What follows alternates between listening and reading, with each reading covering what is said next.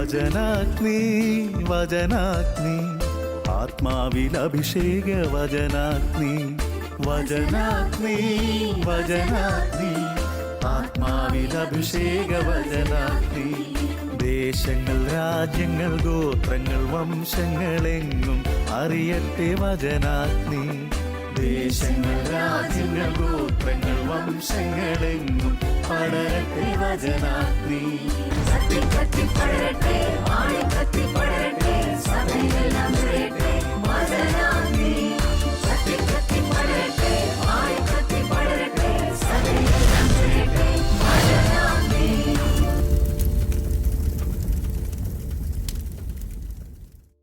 Hallelujah, praise the Lord.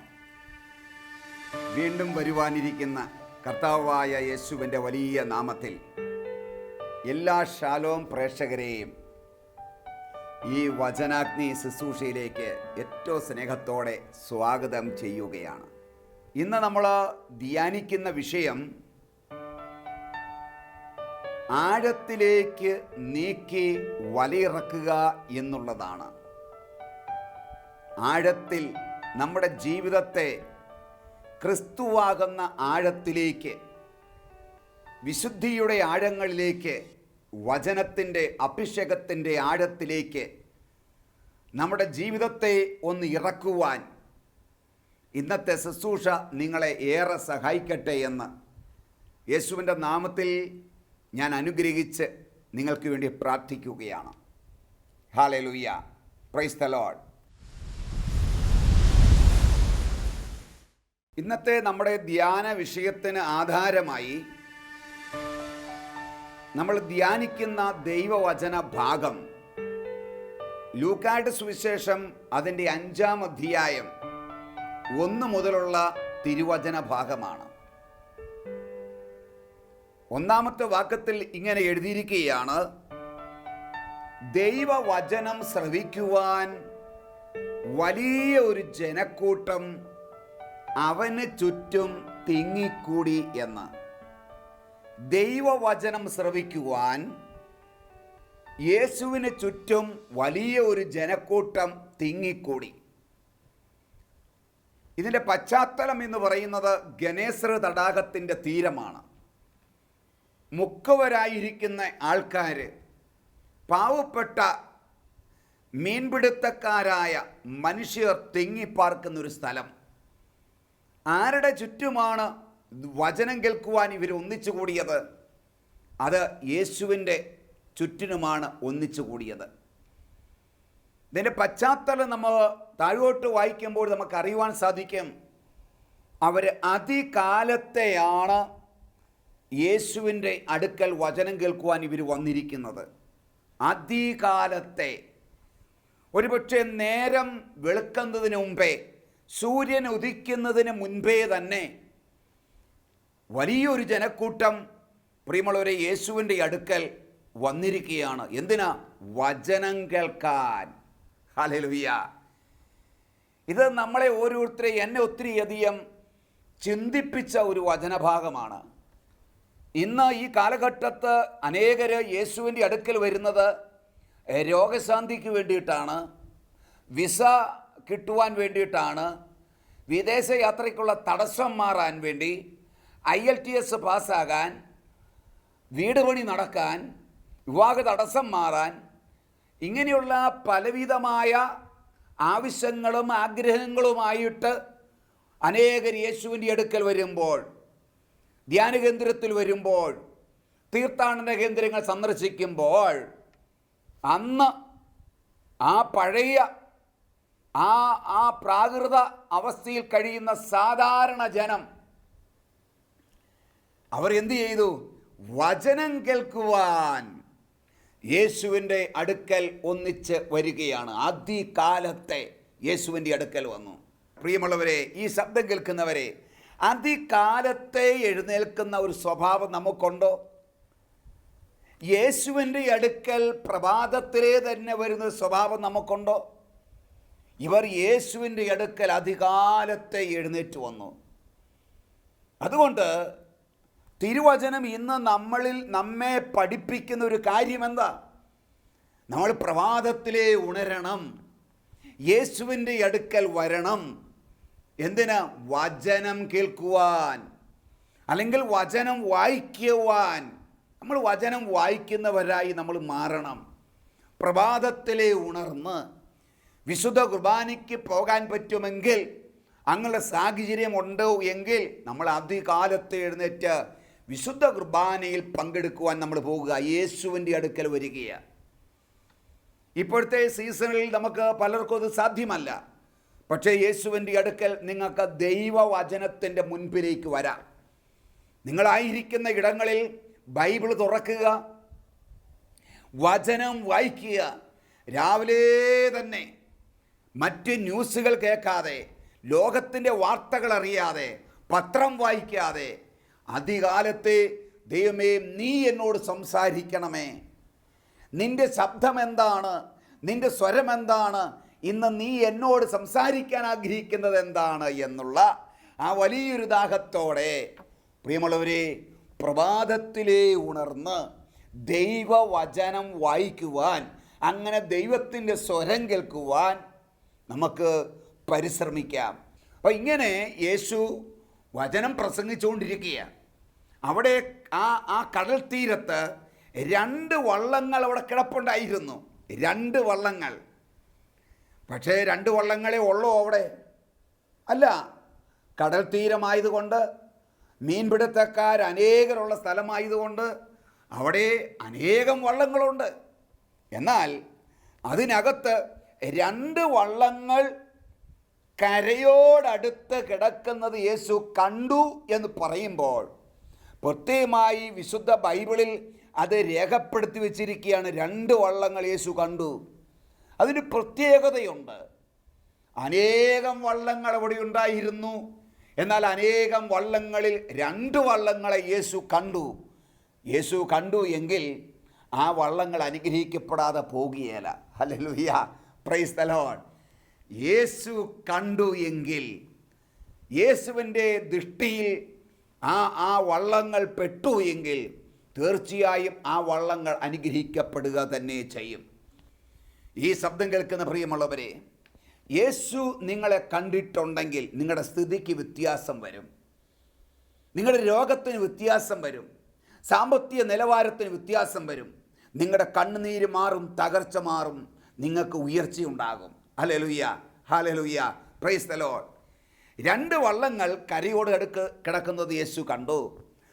വള്ളക്കാർ എന്ത് ചെയ്തു? മീൻപിടുത്തക്കാർ അതിൽ നിന്ന് ഇറങ്ങി വല കഴുകുകയായിരുന്നു. വല കഴുകുകയായിരുന്നു. ആരാ? പത്രോസും കൂട്ടരുമാണ് വല കഴുകിക്കൊണ്ടിരിക്കുക. എന്താണ് ഇതിനകത്തൂടെ ഒരു ആത്മീയ സന്ദേശം?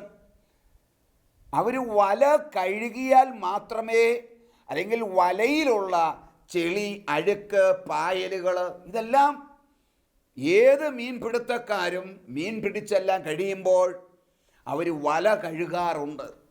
ഈ വല കഴുകി വൃത്തിയായിട്ട് ഉണങ്ങിയെങ്കിൽ മാത്രമേ പിറ്റേ ദിവസം മീൻ പിടിക്കുവാൻ വെള്ളത്തിൽ അത് ഇറക്കാൻ പറ്റുള്ളൂ.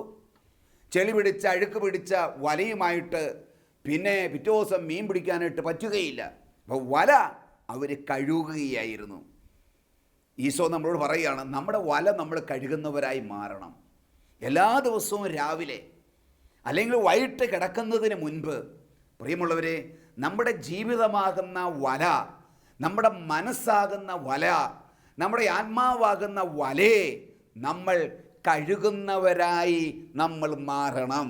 Price the Lord. പ്രത്യേകിച്ച് ദൈവികമായ ഏതെങ്കിലും ശുശ്രൂഷ ചെയ്യുന്നവർ ഈ ശബ്ദം കേൾക്കുന്നുവെങ്കിൽ, വൈദികരായിക്കോട്ടെ, സന്യസ്തരായിക്കോട്ടെ, ആത്മായ ശുശ്രൂഷകരോ പ്രേക്ഷിതരോ ആയിക്കോട്ടെ, ആതൊരു ശുശ്രൂഷകൾ ചെയ്യുന്നവരായിക്കോട്ടെ, ഏത് ശുശ്രൂഷാ മേഖലയിലുള്ളവരായാലും പ്രിയമുള്ളവരെ, നമ്മുടെ വല കഴുകി വൃത്തിയാക്കി എങ്കിൽ മാത്രമേ ആ വലയിൽ ആത്മാക്കളെ നേടുവാൻ നമുക്ക് പറ്റുകയുള്ളൂ. നമ്മൾ ഇറക്കുന്ന ശുശ്രൂഷയിൽ, നമ്മൾ ചെയ്യുന്ന ശുശ്രൂഷയിൽ, നമ്മൾ ചെയ്യുന്ന ആ ഇറക്കുന്ന വലയിൽ ആത്മാക്കളെ നേടണമെങ്കിൽ, മത്സ്യം കയറണമെങ്കിൽ നമ്മൾ നമ്മുടെ വലകൾ കഴുകി വൃത്തിയാക്കേണ്ടത് ആവശ്യമാണ്. ആയതിനാൽ നമ്മൾ നമ്മളെ തന്നെ പരിശോധിക്കണം, എല്ലാ ദിവസവും പരിശോധിക്കണം.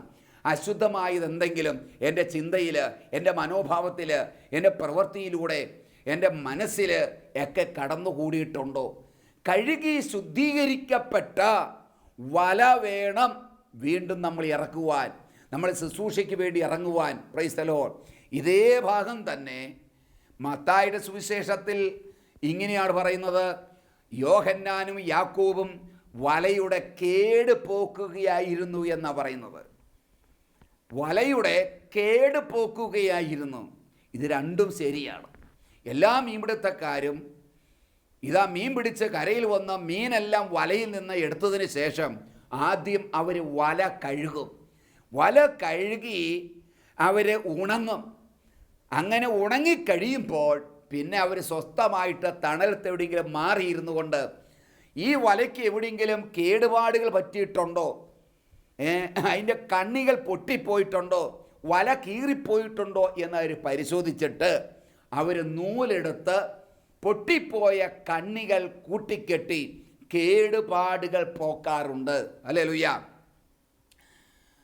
ഇങ്ങനെ കേടുപാടുകൾ പോക്കിയില്ലെങ്കിൽ എന്താ സംഭവിക്കുന്നത്? കണ്ണി പൊട്ടിപ്പോയി. അതേ വല തന്നെ പിറ്റേ ദിവസം ഇടുകയാണ്. എന്താ സംഭവിക്കുന്നത്? മീൻ കയറിയാലും ഈ പൊട്ടിയ കണ്ണിയുള്ള ഭാഗത്തൂടെ, ആ ദ്വാരത്തിലൂടെ മീൻ രക്ഷപ്പെട്ടു പോവും. നമുക്കൊറ്റ മീനെ കിട്ടുകയില്ല. അപ്പോൾ എല്ലാ മീൻപിടുത്തക്കാർക്കും അറിയാം പൊട്ടിപ്പോയ കണ്ണികൾ കൂട്ടിക്കെട്ടണം, കേടുപാടുകൾ പോക്കണമെന്ന്. അവിടെ യാക്കോബും യോഹന്നാനും അവർ കേടുപാടുകൾ പോക്കുന്നവരായി ദൈവം കണ്ടു അവരെ. പത്രോസിനെ നോക്കുക, പത്രോസ് വല കഴുകുന്നവനായി കണ്ടു. പ്രിയമുള്ളവരെ, കേടുപാടുകൾ പോക്കിയിട്ടുണ്ടോ നമ്മൾ? പ്രത്യേകിച്ച് ശുശ്രൂഷ മേഖലയിലുള്ള വ്യക്തികൾ, ദൈവമക്കൾ എന്ന് അഭിമാനിക്കുന്ന മക്കൾ, നമ്മൾ നമ്മുടെ കേടുപാടുകൾ പോക്കേണ്ടവരാണ്. നമ്മൾ എന്ന് പറഞ്ഞാൽ പൊട്ടിപ്പോയ കണ്ണികൾ കൂട്ടിക്കെട്ടുന്നവരായി നമ്മൾ മാറണം. വ്യക്തികളുമായിട്ട്, നമ്മുടെ സ്നേഹിതരായിരിക്കാം, അയൽവക്കത്തുള്ളവരായിരിക്കാം, ഒന്നിച്ച് പ്രവർത്തിക്കുന്നവരായിരിക്കാം, ഏതെങ്കിലും വ്യക്തികളുമായിട്ടുള്ള ബന്ധത്തിൽ മാതാപിതാക്കൾ, ജീവിത പങ്കാളി, മക്കൾ, സ്നേഹിതർ, സഹപ്രവർത്തകർ, ഇവരുമായിട്ടുള്ള ബന്ധത്തിൽ നമ്മുടെ കണ്ണികൾ പൊട്ടിപ്പോയിട്ടുണ്ടെങ്കിൽ, മനസ്സിലായോ? കണ്ണികൾ പൊട്ടിപ്പോയിട്ടുണ്ടെങ്കിൽ, വല കീറിപ്പോയിട്ടുണ്ടെങ്കിൽ നമ്മൾ ആ കേടുപാടുകൾ പോക്കേണ്ടവരാണ്.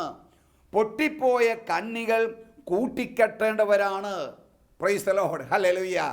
ഇത് ചെയ്യാതെ, ഈ പ്രവൃത്തി ചെയ്യാതെ, വ്യക്തികളുമായിട്ടുള്ള ബന്ധത്തിലുണ്ടായ അകലിച്ച മാറ്റാതെ, വ്യക്തികളുമായിട്ട് സ്നേഹത്തിലേക്ക്, ഐക്യത്തിലേക്ക് കടന്നു വരാതെ, പ്രിയമുള്ളവരെ, ഏതെല്ലാം ദൈവിക ശുശ്രൂഷ ചെയ്താലും, ആ വല നിങ്ങൾ ഇറക്കിയാലും, ആ വലയിൽ ഒരു മത്സ്യത്തെ പോലും നമുക്ക് നേടുവാൻ നമുക്ക് സാധിക്കുകയില്ല.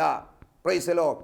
ഇന്ന് പലരും ചെയ്യുന്ന ശുശ്രൂഷയിൽ ഫലമില്ലാതെ പോകുന്നതിൻ്റെ കാരണം, ആത്മാക്കളെ നേടാൻ പറ്റാത്തതിൻ്റെ കാരണം, ആരോടെങ്കിലുമൊക്കെ വിരോധമോ വെറുപ്പോ പകയോ കയ്പോ ഒക്കെ മനസ്സിൽ വെച്ചുകൊണ്ട് വ്യക്തികൾ തമ്മിൽ ആ ബന്ധത്തിൽ ഉള്ള കണ്ണികൾ പൊട്ടിയ അവസ്ഥയിൽ നമ്മൾ ശുശ്രൂഷ ചെയ്യുന്നതുകൊണ്ടായിരിക്കാം നമ്മുടെ ശുശ്രൂഷയിൽ പലപ്പോഴും ദൈവം ആഗ്രഹിക്കുന്ന ഫലം കാണാൻ പറ്റാത്തത്.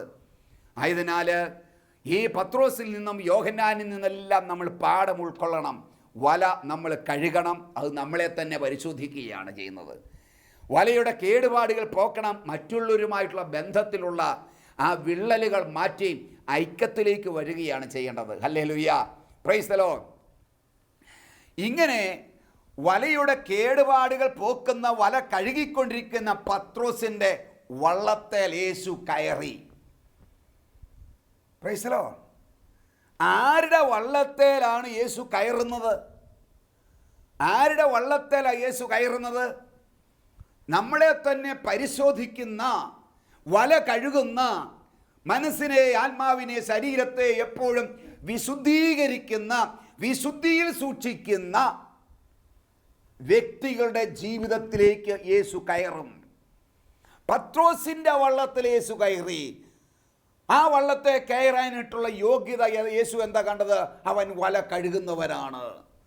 പ്രിയമുള്ളവരെ, യേശു നമ്മളെ ഉപയോഗിക്കണമെങ്കിൽ, യേശു നമ്മുടെ ജീവിതത്തിലേക്ക് കടന്നു വരണമെങ്കിൽ, നമ്മുടെ ജീവിതത്തിലേക്ക് യേശു കാലെടുത്തു വെക്കണമെങ്കിൽ നമ്മളിൽ നല്ല ഒരു യോഗ്യതയുണ്ടാകണം. എന്ത്? നമ്മളെ തന്നെ പരിശോധിക്കുന്ന, നമ്മളെ തന്നെ വിശുദ്ധീകരിക്കുന്ന, നമ്മളെ തന്നെ കഴുകുന്ന, പൊട്ടേ കണ്ണികൾ കൂട്ടിക്കെട്ടുന്ന നല്ല വ്യക്തികളുടെ സ്വഭാവമുള്ളവരാണെങ്കിൽ യേശു ആ വള്ളത്തേലോട്ട് കയറും. പത്രോസിൻ്റെ വള്ളത്തേൽ യേശു കയറി. Hallelujah, hallelujah. നമ്മുടെ ജീവിതത്തിലും യേശു കയറുവാൻ, യേശു നമ്മളെയും ഉപയോഗിക്കുവാൻ ഇടവരട്ടെ എന്ന് ഏറ്റവും സ്നേഹത്തോടെ ഓർമ്മപ്പെടുത്തുകയാണ്. എന്നിട്ട് എന്താ ചെയ്തത്? പത്രോസിനോട് പറയുക, പത്രോസേ, നിന്റെ വള്ളം നീ കരയിൽ നിന്ന് കടലിലേക്ക് അല്പം കൂടെ നീട്ടിക്ക്, ഇറക്കിക്ക്. കരയിൽ നിന്ന് ഈ തീരത്തോട് ചേർന്ന് കിടക്കുന്ന നിന്റെ വള്ളം നീ കടലിലോട്ട്, ആഴത്തിലോട്ട് ഈ വള്ളം ഇറക്കിക്കേ, ഒന്ന് നീക്കിക്കേ. എനിക്ക് ആ വള്ളത്തെ ഒന്ന് ഉപയോഗിക്കണം. ഹല്ലേലൂയ. സ്നേഹമുള്ളവരെ, നമുക്കറിയാം തീരത്തോട് ചേർന്ന് കിടക്കുന്ന വള്ളം, തീരത്തോട് ചേർന്ന് കിടക്കുന്ന വള്ളം. തീരം എന്താണ്? കര എന്താണ്? ബൈബിൾ എപ്പോഴും കരയെ സൂചിപ്പിക്കുന്നത് പാപത്തിൻ്റെ പ്രതീകമായിട്ടാണ്. ജഡത്തിൻ്റെ, ലോകത്തിൻ്റെ, ഭൗതികതയുടെ, പാപത്തിൻ്റെ ഒരു സിംബോളിക്കലാണ് ബൈബിളിൽ എപ്പോഴും കര എന്ന് പറയുന്നത്, ഭൂമി എന്ന് പറയുന്നത്. പത്രോസിൻ്റെ വള്ളം കരയോട് ചേർന്ന് കിടക്കുകയായിരുന്നു. എന്നിട്ട് എന്താ പറയുന്നത്? പത്രോസേ, നിന്റെ വള്ളം ഈ കരയോട് ചേർന്ന് കിടക്കേണ്ടതല്ല, ഈ ലോകത്തോട് ചേർന്ന് കിടക്കേണ്ടതല്ല, ഭൗതികതയോട്, പാപത്തോട് ചേർന്ന് കിടക്കേണ്ടതല്ല. നിന്റെ വള്ളത്തെ നീ വെള്ളത്തിലേക്കൊന്ന് ഇറക്കിക്കേ. വെള്ളം എന്തിനാണ് ബൈബിൾ എപ്പോഴും സൂചിപ്പിക്കുന്നത്? വെള്ളം പരിശുദ്ധാത്മാവിൻ്റെ ഒരു പ്രതീകമാണ്. വെള്ളം അഭിഷേകത്തിൻ്റെ ഒരു പ്രതീകമാണ്. വെള്ളം വിശുദ്ധിയുടെ ഒരു പ്രതീകമാണ്. അപ്പോൾ വിശുദ്ധിയുടെ, അഭിഷേകത്തിൻ്റെ, വചനത്തിൻ്റെ പ്രതീകമായ ആ ഈ വെള്ളത്തിലേക്ക് നിന്റെ വല നീ ഇറക്കുക, അല്ലെങ്കിൽ വള്ളം നീ ഇറക്കുക. ഈ ശബ്ദം കേൾക്കുന്ന പ്രിയമുള്ളവരെ, ഞാൻ സ്നേഹത്തോടെ പറയട്ടെ, നമ്മുടെ ജീവിതം ലോകവുമായിട്ടാണോ ഇപ്പോഴും ചേർന്ന് കിടക്കുന്നത്? ലോകത്തിൻ്റെ സുഖങ്ങൾ, ഭൗതികതയുടെ സുഖങ്ങൾ എനിക്കെപ്പോഴും ഉണ്ടാക്കണം, എനിക്ക് പോരാ പോരാ എന്നുള്ള ചിന്ത. എത്ര ജോലി കിട്ടിയാലും പോരാ, എത്ര ശമ്പളം കിട്ടിയാലും പോരാ, ഇനിയും വേണം വേണം, മറ്റുള്ളവനേക്കാളും വലിയവനായിരിക്കണം, അല്ലെങ്കിൽ മറ്റുള്ളവരോടൊപ്പമായിരിക്കണം എന്നുള്ള ചിന്ത, മറ്റുള്ളവരാൽ അറിയപ്പെടണം എന്നുള്ള ചിന്തകൾ. എപ്പോഴും നമുക്ക് ലോകവുമായിട്ടുള്ള ഒരു ബന്ധത്തിലാണോ നമ്മൾ ജീവിക്കുന്നത്, മുന്നോട്ട് പോകുന്നത്? യേശു പറയാണ്, നീ കരയോട് ചേർക്കേണ്ട വള്ളമല്ല നിൻ്റേത്. നമ്മുടെ ജീവിതമാകുന്ന വള്ളം കരയോട് ചേർത്ത് കെട്ടിയിട്ടിരിക്കുകയാണോ? യേശു പറയുക, ഇതാ കരയോട് ചേർത്ത് കെട്ടിയിട്ടിരിക്കുന്ന നിന്റെ വള്ളത്തെ ഒന്ന് വെട്ടിമുറിച്ച്, ആ ചരടൊന്ന് വെട്ടിമുറിച്ച്, ആ കയറൊന്ന് മുറിച്ച് നിന്റെ വള്ളം നീ കടലിലേക്കൊന്ന് നീക്കിക്കേ. ഏത്?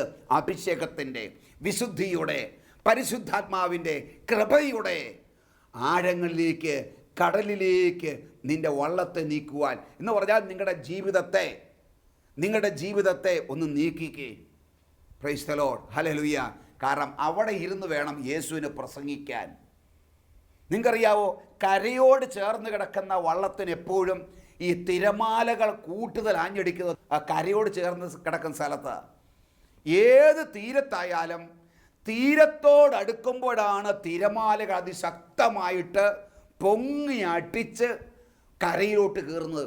ഭയങ്കരമായ ശബ്ദത്തോടെ ഉയർന്ന് അടിച്ച് അകത്തോട്ട് കയറുന്ന കൊടുങ്കാറ്റ്, തിരമാലകൾ ആഞ്ഞടിക്കുന്നത് തീരത്തോട് അടുക്കുന്നതനുസരിച്ചാണ്.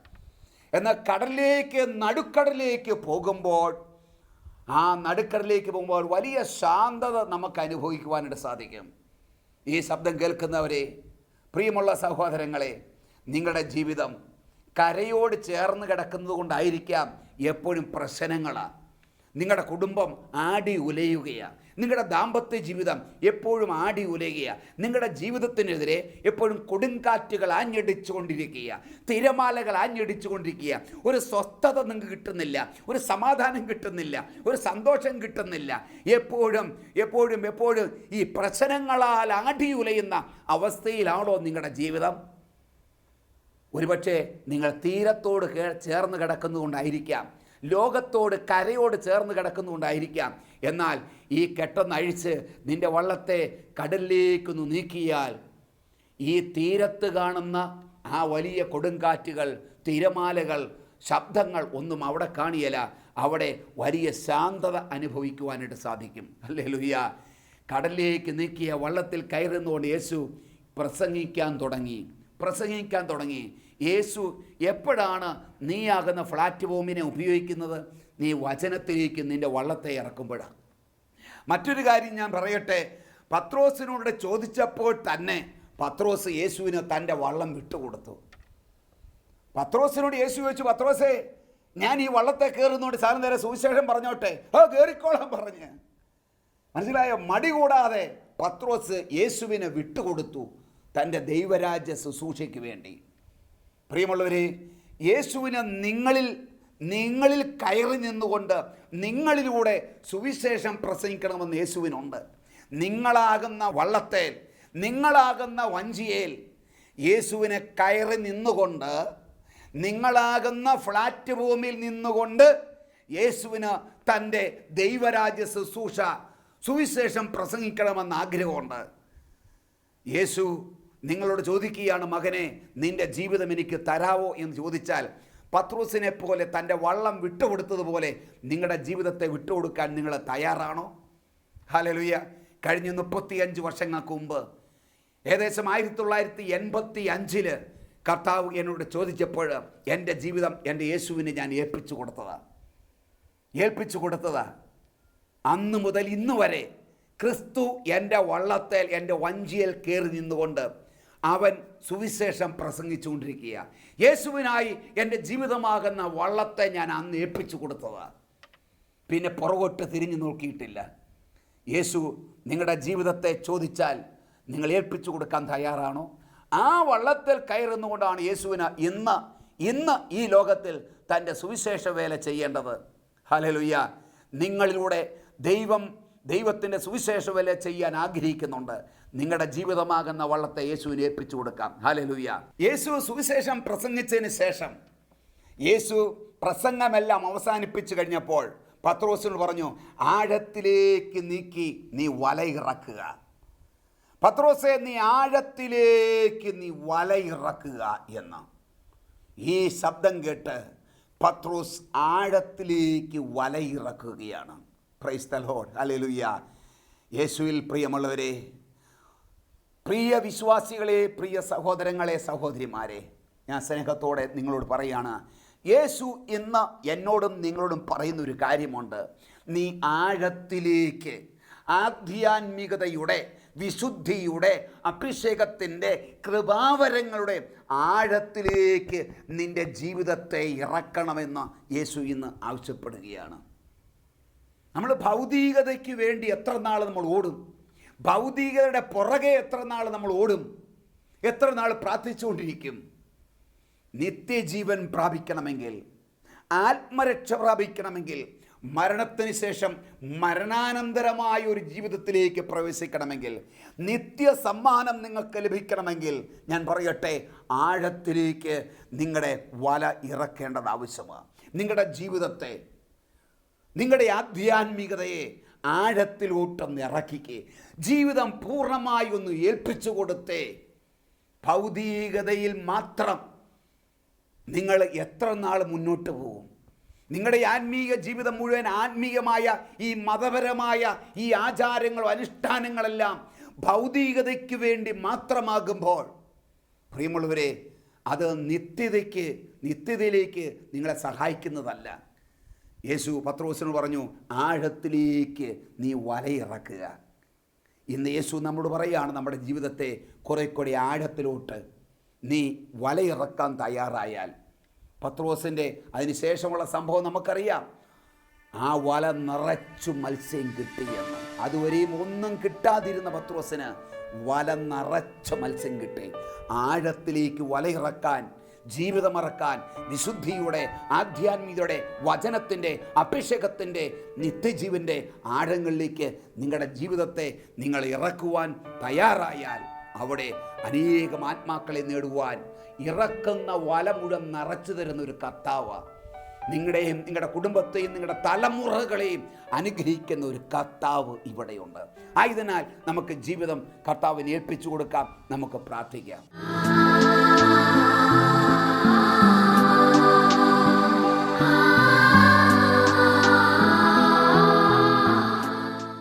എല്ലാ മക്കളും കണ്ണുകളെ അടച്ച് നമ്മുടെ ജീവിതത്തെ ദൈവകരങ്ങളിലേക്ക് ഏൽപ്പിച്ചു കൊടുക്കാം.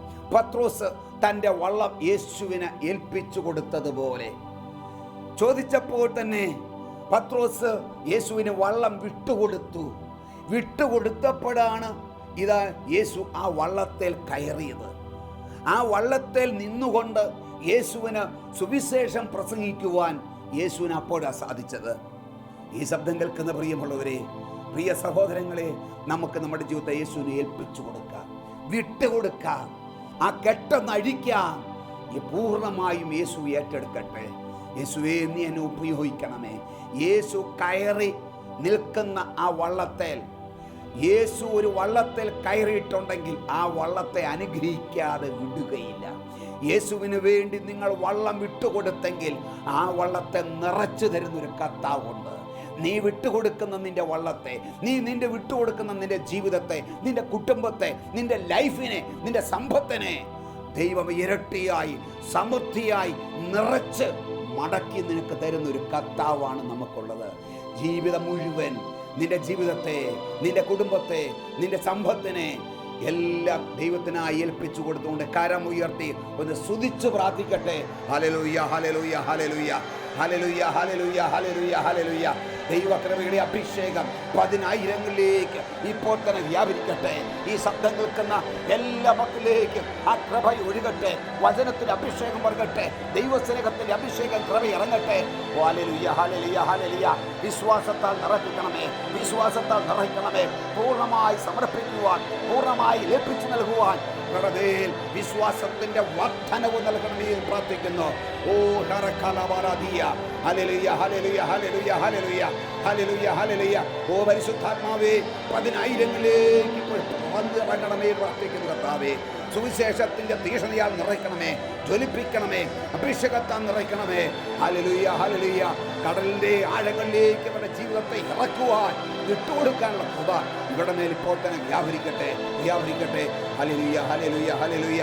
യേശുവേ, ആരാധന, ആരാധന, ആരാധന, ആരാധന, ആരാധന. Hallelujah, hallelujah, hallelujah. യേശുവേ, ആരാധന, ആരാധന, ആരാധന. Hallelujah, hallelujah, hallelujah. യേശുവേ, നന്ദി, ദൈവമേ നന്ദി. പ്രാർത്ഥന കേട്ടതിനായ സ്തോത്രം കർത്താവേ. യേശുവിന്റെ വലിയ നാമത്തിൽ തന്നെ ആമേൻ, ആമേൻ. God bless you.